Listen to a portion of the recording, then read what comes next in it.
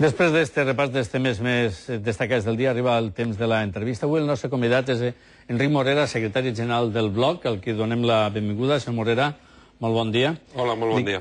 En una precampanya estaven comentant els nostres contertulians d'aquest bipartidisme, ho hem comentat també abans d'entrar a l'estudi, aquest bipartidisme, i jo m'agradaria preguntar-li, el Bloc, que a més va en una coalició que és la desfeta del compromís, per entendre'ns d'alguna manera, quin és el paper que aspiren vostès a desempeñar en esta precampanya i campanya, en definitiva, el 9 de març.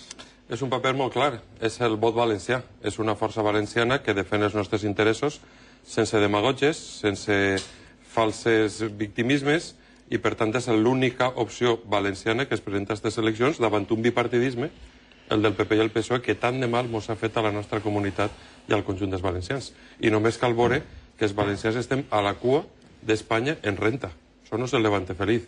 Per tant, una veu valenciana al Congrés dels Diputats, Isaura Navarro, María Josep Ortega, Rafa Climent per Alacant o Alfred Remolar, seria decisiu per a que el president del govern no perjudicara, com està perjudicant, els nostres interessos estratègics. Per tant, el vot valencià és el vot a Bloc Iniciativa Verds. Senyor Morera, per a molta gent d'esquerres es va sorprendre la poca capacitat de resistència que va tindre a les tensions internes el compromís. Per què es va trencar el compromís pràcticament una vegada fet el recompte de les eleccions del mes de maig, de les eleccions autonòmiques, i de quina manera pot tindre això influència en les eleccions del 9 de març que vostès acudixen, diguem, després d'haver trencat, per entendre-nos, Esquerra Unida. De fet, Isaura Navarro anava en les anteriors eleccions per Esquerra Unida, ara és el cap de llista de la seva coalició. Bueno, el compromís va ser una coalició de conveniència, una coalició feta per aconseguir el canvi polític, ha introduït pluralitat a les Corts Valencianes, n'hi havia diversos projectes, el projecte d'Esquerra Unida, que jo respecte molt, el projecte valencianista que representa el Bloc, i està clar que després, donada la crisi important d'Esquerra Unida, el compromís s'ha trencat. En tot cas, hem introduït pluralitat a les Corts Valencianes, i perquè, per desgràcia, ja no existeixen els ajuntaments de València i Alacant.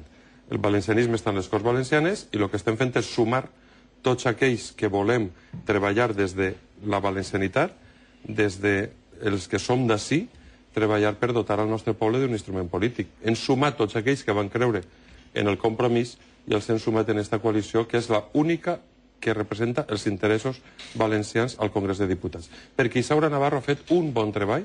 La veu valenciana en el passat ha estat Isaura Navarro i ha de continuar sent la veu valenciana al Congrés de Diputats, perquè si no els valencians no tindrem cap pes, cap presència, cap personalitat en el Congrés de Diputats, que allà on se decideixen moltes qüestions que ens afecten. Per tant, és una coalició que mira al futur, que és útil, que és coherent i que pot visualitzar la nostra presència sense dependències, com, per desgràcia, representen el Partit Popular i el Partit Socialista. Vostè, senyor Morera, insisteix en aquesta opció valenciana, la única, inclús en un altre espectre polític, com és més del centre-dreta que representava Unió Valenciana, varen decidir inclús no presentar-se a aquestes eleccions. I parlava Josep Lluís Torró al començament de l'entrevista d'aquest cert bipartidisme, inclús d'unes enquestes que, si dicen una cosa clara, és que en majories absolutes és molt complicat que hi hagi. Per tant, les forces nacionalistes van a tindre un protagonisme molt evident. Una doble pregunta. Vostè té una certa enveja d'aquestes forces nacionalistes que tindran prou diputats i que poden ser claus? Seria una primera pregunta.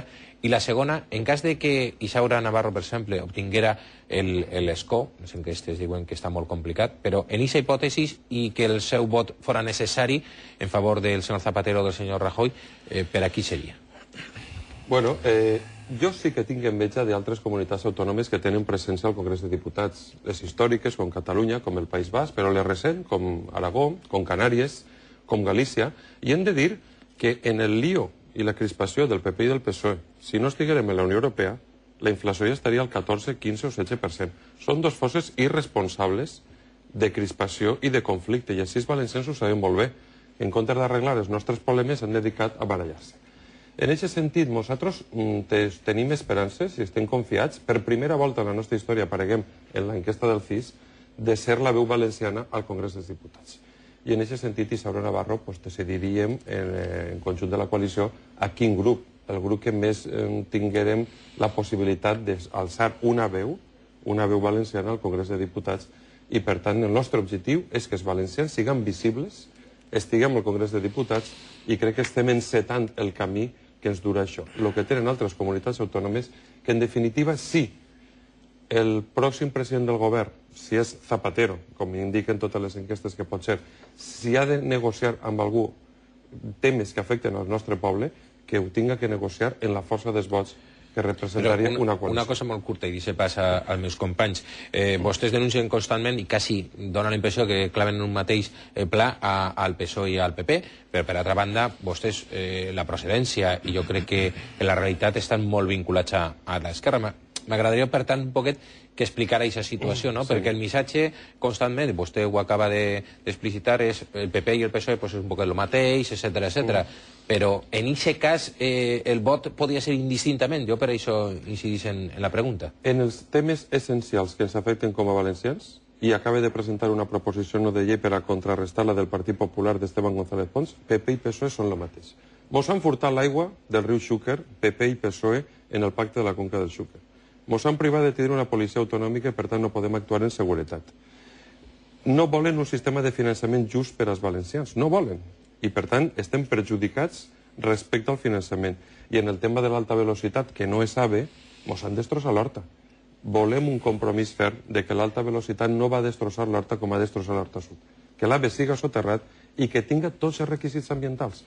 I, per tant, en matèria de lo que ens afecta als valencians respecte al govern central, des del meu punt de vista, PP i PSOE són el mateix. Centralisme que nega els nostres drets.